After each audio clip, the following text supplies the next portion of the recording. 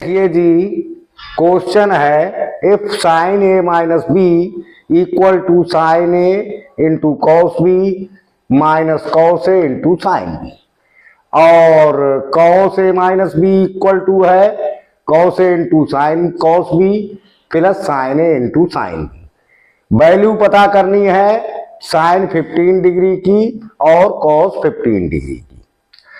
तो 15 डिग्री की वैल्यू पता नहीं होती है, तो इसके लिए हम या तो ए को 45 और बी को 30 मान लें, या ए को 60 और बी को 45 मान लें। तो 60 में से 45 कम करेंगे तो 15 बचेगा, या 45 में से 30 कम करेंगे तो 15 बचेगा। दोनों ही तरह से हमारा आंसर आ सकता है।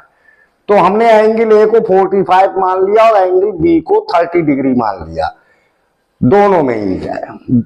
तो फिर हमारा साइन ए माइनस बी 45 में से 30 लेस होके 15 डिग्री का बच जाता है।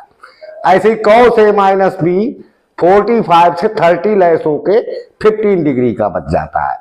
अब हम साइन 15 डिग्री की वैल्यू आराम से निकाल सकते हैं। साइन 15 डिग्री यानी sign A minus B 15 degree के बराबर आ चुका है ए माइनस बी।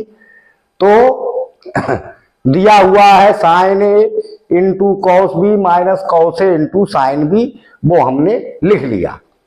तो साइन 15 डिग्री यानी ए को हमने 45 माना था, बी को 30, ए को 45 और बी को 30, तो इनकी वैल्यू हमने रख दी।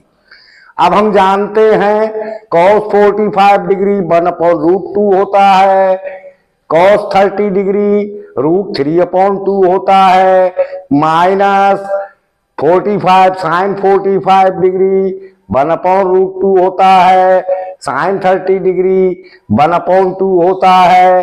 अब इसे हम सॉल्व कर देंगे।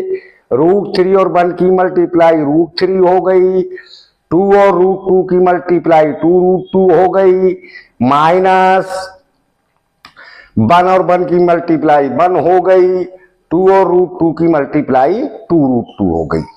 2√2 एलसीएम हो गया, √3 में से -1 लेस हो गया, √3 -1 ही बच गया। ऐसे ही cos A minus B cos B plus sine A into sine B हमारा यहां पर दिया हुआ है। तो ए की वैल्यू 45 रख ली, बी की वैल्यू 30 रख ली, ए की वैल्यू 45, बी की वैल्यू 30, यहां पर भी उसी तरह से रख ली। फिर cos 45 की वैल्यू हमने 1/√2 रख ली, cos 30 की वैल्यू √3/2 रख ली, प्लस साइन 45 की 1/√2 रख ली, साइन 30 की 1/2 रख ली।